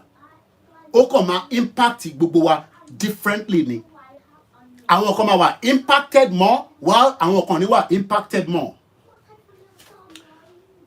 Wọ́n wá ń bi bàbá pé lẹ́tà tí ẹ gbé lọ sí Downing Street ní October 12 kí ló ṣẹlẹ̀ sí? Bàbá wa jẹ́ kó yé gbogbo ọmọ Yorùbá pé a ti gba acknowledgement ẹ̀. Kí ló ń pè ní acknowledgement? A ti gba ẹ̀rí pé wọ́n ti gba lẹ́tà wa nínú ilé. Àmọ́ kò ń ṣe tó ń yá torí pé ìjọba tá gbé wá bá ìjọba tó wà powerful lára ìjọba àgbáyé ni. Torí tá bá ní United Kingdom ẹ lè fọwọ́ rọ́ sẹ́gbẹ̀ẹ́. Ṣọ́mọ wa dá wa lóhùn, wọ́n ṣì ń ṣiṣẹ́ lé lórí. Ṣé yẹn dá ká jáde fún rally kò dá dúró? Ṣé yẹn jáde pé gbogbo àwọn ìlú mi ta fi bá sọ̀rọ̀ kò dá dúró? But gbogbo ala mọ̀ the importance of the United Kingdom. Just to move swiftly to the time. As we move forward, bàbá wa jẹ́ kó yé wa pé gbogbo ọmọ Yorùbá ẹ sì tún máa gbóhùn àwọn láìpẹ́ yìí. But ìwọ tó ṣe wà in doubt, ìwọ tó ṣe sọ pé níbo ló bá ṣe dé, ìwọ tó ń sọ pé ó ti pẹ́ jù, máa rántí pé we are talking about a country that has been invaded. Nigeria has been invaded already, and it is not likely to work for 64 years. 64. Tinubu kọ́ ló bàjẹ́ in 64 years, but ó wà lára àwọn tó pètò ìbàjẹ́ nígbà tó lọ gbé Buhari wọlé.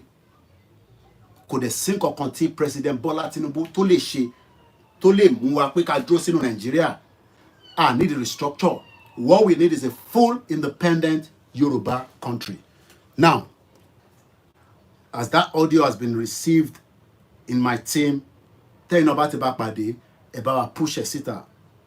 Let's come back a little bit because we're just 1 hour into the program.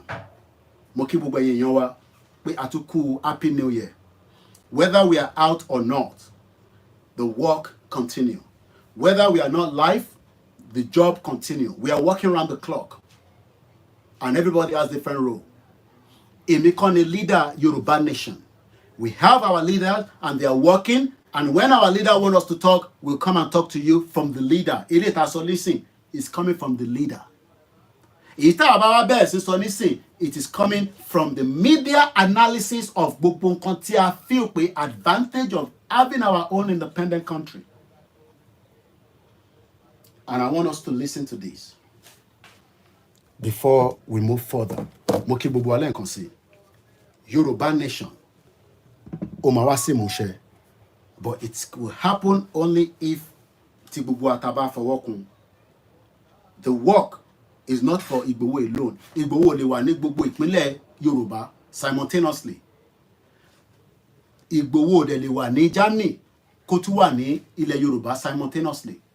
So tó bá ti ní ká jáde, it is our responsibility. It is not Igboho's responsibility alone. It is our own collective responsibility.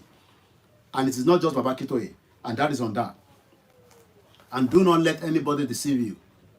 We need the rally. We need the rally to get the message across the globe. We will continue to do rally until our demands are met. And there's nothing wrong in that.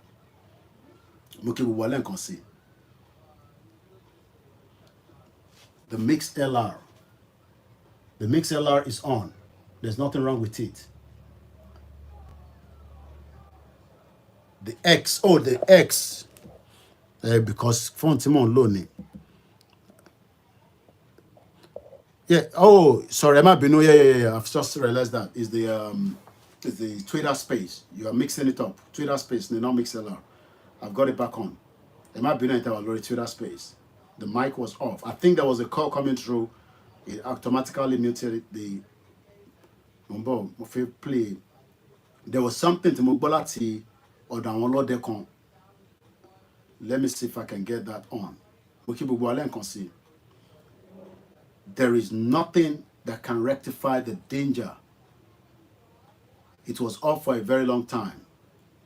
But so Twitter space, you could have told me it's Twitter space. Then I would have seen it.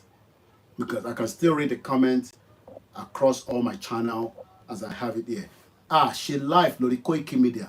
Àwọn tó wá gan pa aṣù kékèké lórí YouTube. So ẹ̀yin tẹ́ ń gbọ́ wa as a repeated darapọ̀ mọ́ channel ta ní kẹ́ bá wa darapọ̀ mọ́. A ti post the link yẹn ká tó bẹ̀rẹ̀ program yìí at least 10 minutes ahead. Àwọn tí wọ́n ní platform kékèké gan, they are making our videos. They are making their videos and they are making revenue. There's no point where I will not make revenue in my own channel.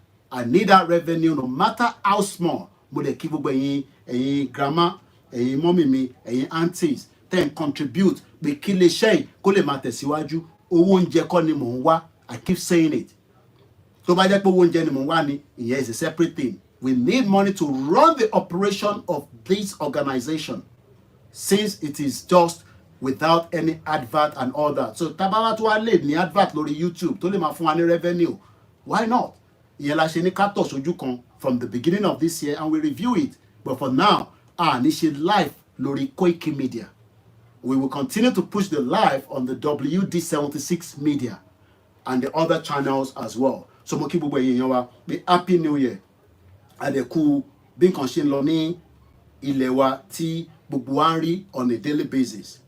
If I can't find the video now, I will have to.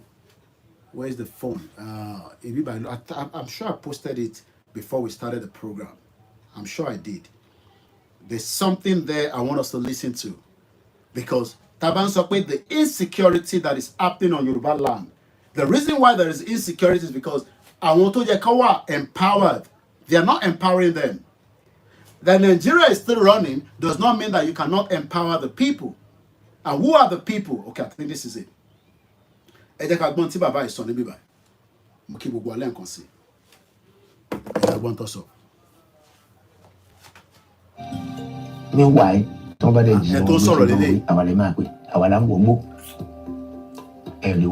It's a copyright to BBC Yoruba. But mo fẹ́ ká jọ gbọ́ nǹkan tí bàbá yìí sọ. Alàgbà bàbá yìí. Ọlọ́dẹ ni wọ́n. That's it.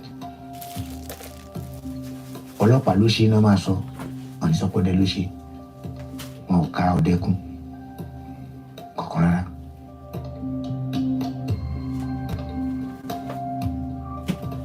Lọ́nà tí olórí ọ̀dẹ sọ. Okay, I think mo ti gbọ́ láti ẹ jẹ́ start all over again. Ọba kò jẹ́ àdí wàhálà. Ẹ jẹ́ ká gbọ́n tó sọ. Tábà fọlọ́pàá mú wọn, ọba ló máa ránṣẹ́ pé kán lọ fún wọn lẹ̀. Tí wọ́n bá dẹ̀ jí wọn gbé tẹ́jọ́ wí, àwa lè máa pè. Ṣé gbọ́n nǹkan tó sọ? Tí wọ́n bá tọ́ba mú wọn, tọ́ba mú àwọn Fúlàní tó ń ṣe dààmúdààmú fún wa nílẹ̀ wa, àwọn ọba ló máa ń ní kó fi wọ́n sílẹ̀. Èyí tí bàbá ọlọ́dẹ sọ ni bàbá yìí. Bàbá tẹ̀ wò yìí, this our father. Àwọn ọlọ́dẹ ilẹ̀ Yorùbá. Àgbẹ̀ lọ́dẹ, ọdẹ làgbẹ̀, àwọn náà làgbẹ̀ kọ̀yà, ọdẹ ni wá. Màálù ajé oko, ábàbò nǹkan oko jẹ́, àdí wàhálà. Tábà fọlọ́pàá mú wọn, ọba ló máa ránṣẹ́ pé kán lọ fún wọn lẹ̀. Gbogbo ẹnu ni mo fi sọ tó wọn bá yẹn. Wọ́n ti ra màálù sọ̀dọ̀ wọn Fúlàní tó ń bá wọn tọ́jú ẹranko, tó ń bá wọn tọ́jú ẹran. Ẹni bá dé ògèrè sí i, alùpùpù Fúlàní, alùpùpù Haúsá ló níbẹ̀ ni. Bá bẹ̀rẹ̀ bá bọ́lẹ̀ mi àwùjọ Haúsá ló bọ́lé. Tí Fúlàní bá ń dà màálù, wọ́n máa gbé dàdà níbà, wọ́n máa gbé ìbọn dání báyìí. Ẹ jẹ́ kọ́mọ Yorùbá gbé ìbọn dání kó máa lọ báyìí títí ọlọ́pàá máa mú. Ọlọ́pàá máa mú. Bolosí ta tó yìn, bolosí mọ̀. Gbogbo ẹ̀ náà wọ́n máa fún wa ní kíní báyìí para wọn ti gbé yẹn tó wá dẹ̀ máa bèrè pé wọ́n ti tìmọ́lé kí ló fẹ́ ṣe wọ́n lè kẹ́lẹ́ mú 50,000 wá wọ́n lè pẹ́ 100,000 wá kan tó fi ilẹ̀. Meanwhile, tí wọ́n bá dẹ̀ jí wọn gbé tẹ́jọ́ wọ́n àwa lè máa pè àwa là ń wọgbó. Táwọn bá wá wọgbó lọ, wọ́n wá gbé oríyìn fún ọlọ́pàá. Ṣé rí until gbogbo ọmọ Yorùbá understand that in tí ó ń lọ nílẹ̀ Yorùbá tí ẹ fi sọ pé káwa nu Nàìjíríà ó ti affect every sector of Yoruba land. A kàn sọ pé ojú kan ló affect ni economic, it has affected us. Average ni ọmọ Yorùbá ní cash nínú báńkì débi kó máa ní cash lọ́wọ́. Àwa dẹni tó yẹ pé we have to only eat on a daily basis. Tá a bá jáde a lè jẹun. And that's fáwọn tí wọ́n tẹ̀ ṣe orí nǹkan jẹ. Ẹ jẹ́ ká gbọ́ fídíò yẹn lẹ́ẹ̀kan sí without any interruption. Màálù ajé oko, ábàbò nǹkan oko jẹ́, àdí wàhálà. Tábà fọlọ́pàá mú wọn, ọba ló máa ránṣẹ́ pé kán lọ fún wọn lẹ̀. Tí wọ́n bá dẹ̀ jí wọn gbé tẹ́jọ́ wí, àwa lè máa pè àwa là ń wọgbó. Ẹ lè wọnú gbó.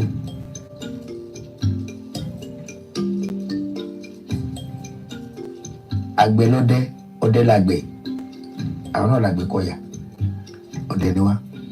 Màálù ajé oko, ábàbò nǹkan oko jẹ́, àdí wàhálà. Tábà fọlọ́pàá mú wọn, ọba ló máa ránṣẹ́ pé kán lọ fún wọn lẹ̀. Gbogbo ẹnu ni mo fi sọ tó wọn bá yẹn. Wọ́n ti ra màálù sọ̀dọ̀ wọn Fúlàní tó ń bá wọn tọ́jú ẹranko, tó ń bá wọn tọ́jú ẹran. Ẹni bá dé ògèrè sí i, alùpùpù Haúsá ló níbẹ̀ ni. Bá bẹ̀rẹ̀ bá bọ́lẹ̀ mi àwùjọ Haúsá ló bọ́lé. Tí Fúlàní bá ń dà màálù, wọ́n máa gbé dàdà níbà, wọ́n máa gbé ìbọn dání báyìí. Ẹ jẹ́ kọ́mọ Yorùbá gbé ìbọn dání kó máa lọ báyìí títí ọlọ́pàá máa mú. Ọlọ́pàá máa mú. Bolosí lọ́ta tó yìn, bolosí mọ̀. Gbogbo ẹ̀ náà wọ́n máa fún wa ní kíní báyìí para wọn ti gbé yẹn tó wá dẹ̀ máa bèrè pé wọ́n ti tìmọ́lé kí ló fẹ́ ṣe wọ́n lè kẹ́lẹ́ mú 50,000 wá wọ́n lè pẹ́ 100,000 wá kan tó fi ilẹ̀.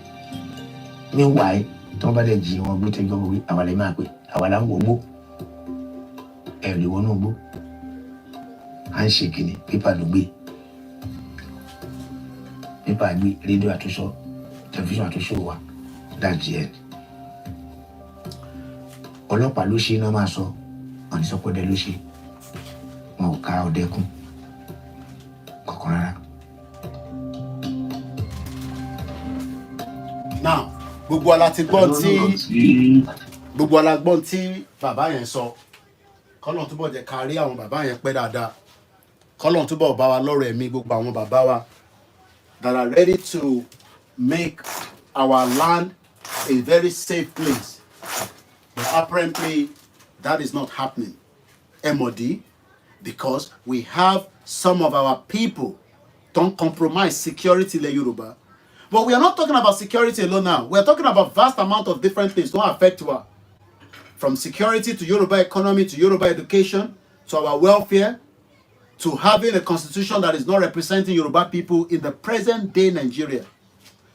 Because the current constitution the President Bola Ahmed Tinubu ń lò lọ́wọ́lọ́wọ́ is very useless. Could make any life meaningful for you and me in the last 9 years of their government.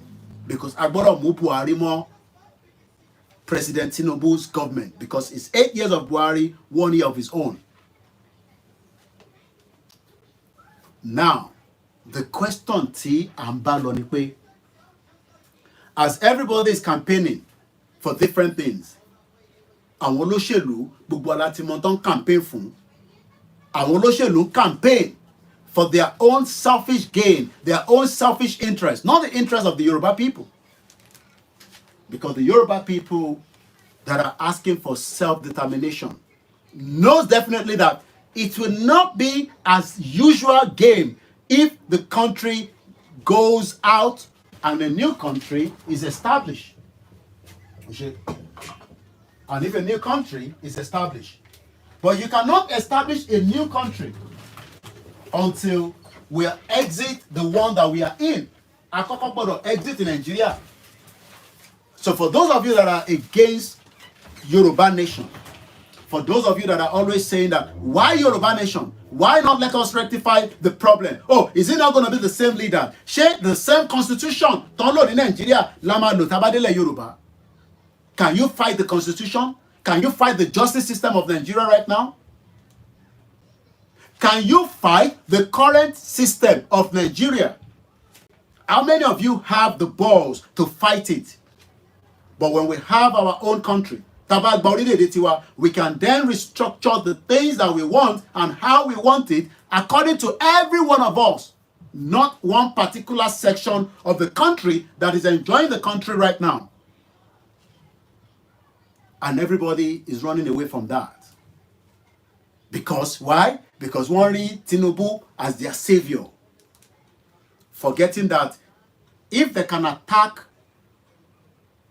that system that even Tinubu is the president right now, what about many other systems that will be attacked very soon? Let's listen to a very Mo show ni sin. I saw it later mo program ni sin.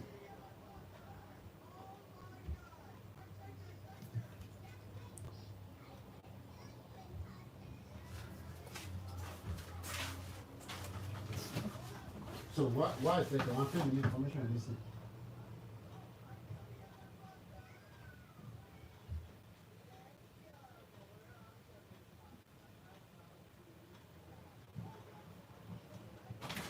Number, literally, that is true. For me, family, I just can play while I'm responding to. And this is the person speaking. In case you're wondering, easy to say that Nigerian economy grew by 4.6%. Is that really correct? In economics, is that really correct? Can you compare Nigeria with Osun State? Or can you compare Nigeria with Sokoto State? That is not be correct. You compare Nigeria with Ghana, you compare Nigeria with United Arab Emirates, and you compare Nigeria with Argentina. So when you are comparing, which currency do you use? You use the dollar. Now, when you look at our GDP 2 years ago, it was $500 billion. What is it? $1 billion. What is it today? 199. We are now $199 billion. Are we better off or worse off? We are living in our worst days. Pre-Jonathan regime, before we rebase the economy. Before rebasing the economy, we're larger than this. So everybody, per capita income in Nigeria now is nearly above $1, $1,000. What used to be $3,000? So are we better off or worse off? How can subsidy removal and revocation be better? The question you should ask is, what should we have done differently? And there are options which were made available, written and in discussion to authority. But the cheapest way is for government revenue to boost, hoping President Tinubu hoped that governors will invest in the economy. Was that done? Was that done? But for a few states that actually reinvested this back into the economy, it's important for people to know the truth. After all, your station is about as it is. Yes. We need to say the truth. Yes, as it is. This economy is not as strong as it should be. Let me start charging this phone because I'm going to need it now. We are just about, less than 20 minutes out of the program. So, purpose of this program this afternoon was to come and talk about, just for intention, Wale, the difference between the education system in the UK and the education system in Nigeria. The difference. And many Yoruba people that are still believing that Nigeria will be a great country that will work for you. Omo, it is high time you forget that nonsense. It is high time you listen now and accept the fact that Nigeria is not going to work. One day, from all their own media, their propagandas, that Nigeria is working towards working. Let's listen to the economic situation of Nigeria as of today. So like I said, because I'm working out with time, we are just about 2 hours long. So we are 1 hour, 26 minutes into the program. So we're just less than 35 minutes to the end of this program. But let's listen. How this played out when it comes to the economy of Nigeria. I am sorry to say this. This video critically explains how Nigeria is getting destroyed. It is not we that we are destroying Nigeria. How would limit to if we destroy Nigeria? What power do I have to destroy? Am I the Boko Haram that is attacking the military barracks? Am I the one that attacked the Abuja school with the IDE? Let me quickly push that in. But yeah, the IDE. There was an attack in Abuja where 2 students were killed. And this is coming from the AP. Explosive device kills. And don't tell me about other countries. I'm not interested about other countries. I'm talking about Nigeria as a country and why it has not been able to protect the lives of millions of Nigerians in the last, years of being together in that fake union. Because some of you always come and say, oh, but there's also attack am I a citizen of that country? We're talking about Nigeria. So our focus point is Nigeria, where it has been unable to govern itself because Tinubu should not be traveling to Ghana when there is danger in his backyard. And visit Borno State to find out what happened at that military barracks. But are they interested? He wants to show himself that he's the president, Kodagbada. And that is why the Ghana president can even mix up the names. You can see how useless every one of them are. Ghana president, Tinubu, ni Ghana president. Do you understand that? Ghanaian president, the new president, is calling Tinubu the Ghana president when he was, putting his, his appreciation to those that came for the event. Moki Yoruba Nation Lafayette TV all the way from Hong Kong. So you can see, the useless set of people, because you would expect the president to have been debriefed and read through what he's going to say, but rather and brain on the how can Tinubu be the president of Ghana? Shit whole continent. Let's listen to this guy while I just have my crackers biscuits. Easy to say that Nigeria economy grew by 4.6%. Is that really correct? In economics, is that really correct? Can you compare Nigeria with Osun State? Or can you compare Nigeria with Sokoto State? That is not be correct. You compare Nigeria with Ghana, you compare Nigeria with United Arab Emirates, and you compare Nigeria with Argentina. So when you are comparing, which currency do you use? You use the dollar. Now, when you look at our GDP 2 years ago, it was $500 billion. What is it? $1 billion. What is it today? 199. We are now $199 billion.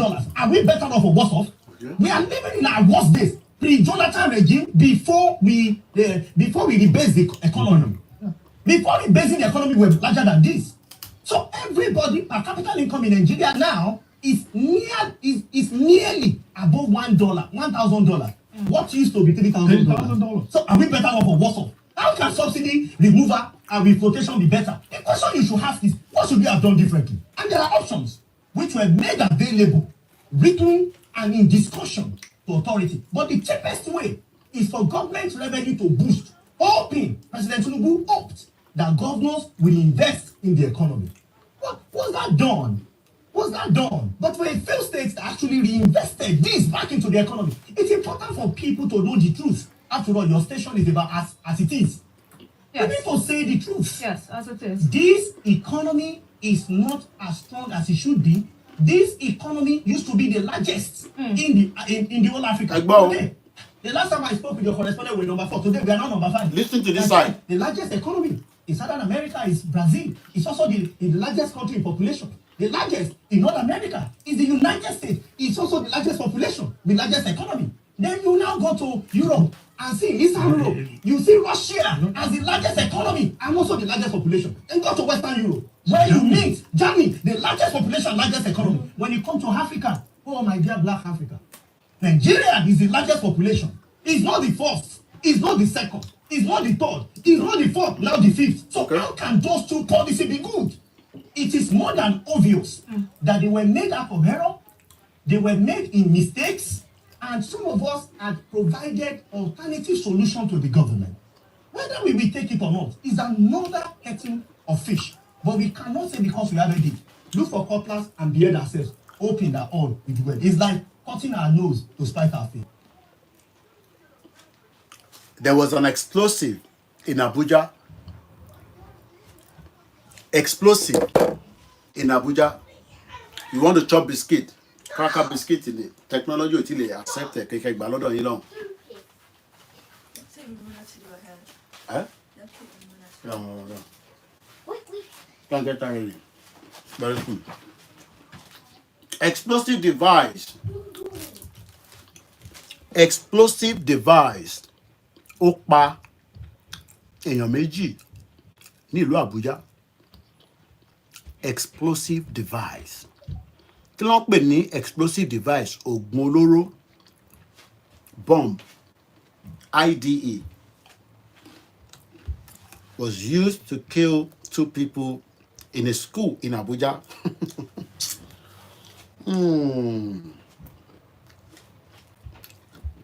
We are playing with fire. You keep saying nothing is going to happen. Stop making this up. Every time you come out, you come and scare us. Stop making it up. Okay. Am I the one making it up? Or the system that fails to protect us all in Nigeria since it has been compromised? So that don't fail around. Why are you telling lies to yourself? I'm afraid record the but I'm sharing the one I recorded earlier. Explosive device. Ó pa èèyàn méjì ní school ní FCT Abuja. Oh my God. The end of Nigeria is better we witness it than Nigeria to witness our own end. Go on my Twitter. You will cry. The video, you will see children burnt. Serious burnt. There was a man, his whole skin has turned to white. From top to bottom. The white. When they got to the clinic, the doctor is not there, the nurse is not there, the man just fall on the floor. We don't know whether he passed on or whether he's still breathing. I saw children. I don't know whether it was a fire. We don't know. It's in Nigeria. Continue to say they play. I am the one playing from UK. I am the one instigating problem from UK. Knowing fully well that your country has created the danger. But we are all living in denial. Because I'm going to start winding down quickly. Let's quickly just listen one more time to another security threat. Last week, I was still out here talking about Australia warning its citizens not to go to anywhere in that shithole country. Oh, you don't like calling it shithole. So keep it up with. No, what should we call it? We shouldn't call it shithole. Then what should we call it? ẹ wá sọ tá a máa pè fún wa náà torí ẹ mọ̀ pé ẹ̀yin ní brain jù àwa lọ messed up people. Mo kí gbogbo alẹ́ nǹkan sàn Koikimedia èní ní 7th January 2025 ẹ bá wa pín audio tí ó bá kàn yín lára ní aago 5 rather ó kọjá ìṣẹ́jú mẹ́sàn-án ó tí gbọ́ tún farabalẹ̀ gbọ́ ilé ìdí pàtàkì tí ìran Yorùbá ṣe fẹ́ kúrò nínú Nàìjíríà ni pé àwọn kan wà nísìnyí wọ́n ti ń lo explosive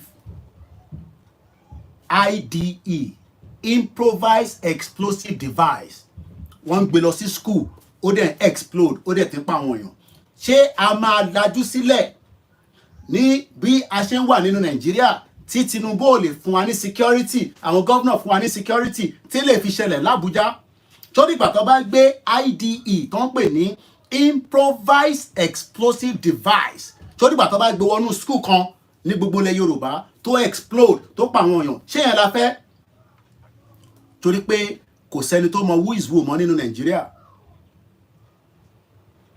This news is coming from the AP. Explosive device kills 2 at a school near Nigeria capital, police says. Abuja, Nigeria. An improvised explosive device detonated at a school on the outskirts of Nigeria's capital. Ìyẹn ní àná ọjọ́ kẹfà nínú oṣù àkọ́kọ́ ọdún 2025 6 January 2025 ilé ìṣẹ̀lẹ̀ not last year kò ń ṣe January last year ilé iṣẹ́ ìṣẹ̀lẹ̀ ní àná ni èní ní 7 so it is still less than 24 hours ní Abuja capital city ló ti ṣẹlẹ̀ kí ló ṣẹlẹ̀ ó pa èèyàn méjì killing 2 people who were handling the bomb and injuring 2 others according to ọlọ́pàá. Àwọn wo ni ṣé àwọn terrorists ń fi bọ́ǹbù ṣeré ni àbí àwọn tí wọ́n fi sẹ́gbẹ̀ẹ́ school wọn tó lọ rò pé bóyá tọ́yì ni tọmọdání tó explode. The IDE was suspected to have been brought to the Tansagia Sani Uthman Ismail School in Abuja. So now àwọn kan ló fi ń ṣeré tó fi explode.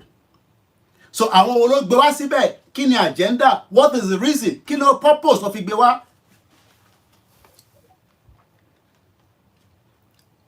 According to the Barrow Council area by 3 men visiting the school owner, police spokeswoman Josephine Ada said in a statement, tragically, 2 of the men died in the explosion while tampering with the improvised explosive device on the school veranda. Àwọn ọmọléèwé àwọn rò pé àwọn rí tọ́ọ̀ì ṣé ó dìgbà tó bá gbérú ẹ̀ wọlé Yorùbá tó bẹ̀rẹ̀ sí ń jù káàkiri táwọn ọmọ máa rò pé tọ́ọ̀ì ni tó bá mú dání tó explode tó pa wọ́n tó bá ní òfẹ́ Yorùbá nation start thinking about the security in Nigeria right now. Bá ṣe sọ tẹ́lẹ̀ náà pé the bomb àwọn tí wọ́n wọnú military barracks wọ́n pa ṣégè sáwọn military lára báwo ló ṣe ṣẹlẹ̀ níbo ni Nigeria Intelligence Agency wà níbo ni DSS wà níbo ni ọlọ́pàá wà níbo ni Navy wà wọ́n ní wákàtí méjì 2 hours òun ni wọ́n fi operate tí wọ́n rẹ́ nìkankan. So remnant of the device confirmed it was IDE explosion and the school owner was taken into custody for questioning. Ṣé school yẹn compromise ni? I don't know. The police did not say who the 3 men were other than they were visiting the school from the northwest Katsina state. Ṣé ń gbọ́? Ṣé ń gbọ́rọ̀? Ṣé ń gbọ́ ibi tí ọlọ́pàá tó ń cover up tó wọ̀ sọ àwọn èèyàn mẹ́ta yẹn irú èèyàn wo ni wọ́n? Ṣé Yorùbá ni wọ́n ni? Ṣé Igbo ni wọ́n ni? Ṣèbí tó bá mú Igbo ní airport tó bá gbé drug ẹ sáré fún picture papapapapa ẹ gbé síta. Tó bá mú ọmọ Yorùbá tó gé orí èèyàn tó ń ṣe ritual picture papapapapa ẹ gbé síta. Kí ló wá dé tí àárí ojú àwọn mẹ́ta tí wọ́n gbé IDE lọ sí school ní láti Katsina tó gbé wá sí Abuja? Ṣé rí pé ọmọ ìjọba ni wọ́n àbí? Ọmọ ìjọba ni wọ́n. One of the states that is worst hit by the terrorist violence in the northern part of Nigeria. Nigerian capital city, Abuja, has in recent years faced growing threats and attacks that local authority often attribute to armed groups. Tí terrorists bá operate, wọ́n ní àwọn tó kọ̀ jẹ́ dáná, àwọn tó ń jalè. I don't think some of you understand what terrorism is all about. bèrè lọ́wọ́ àwa July 6 here in the UK. As we wind down the program from this side, northern Nigeria, where Abuja is located, has suffered similar explosion. Recent years, including June last year, when a suicide bomb targeted a wedding, a funeral of the victims, and a hospital treatment the injured. The coordinated attack also happened in Borno, which has been battling for a decade-long war. Ṣùgbọ́n war, Nigeria ti wà nínú ogun for a very long time, decade, more than 10 years láti wà nínú ogun. So kò sẹ́ni kankan tó ń gbógun kankan wá ju pé à ń béèrè ẹ̀tọ́ wa lábẹ́ òfin àgbáyé. Who launched an insurgent that has spilled over to Nigerian north neighbor of Niger, Chad, and Cameroon. Again, à ń sọ pé repentant Boko Haram, kí ló dé tí wọ́n tán repentant wọn, tán tọ́jú wọn? Why are these people,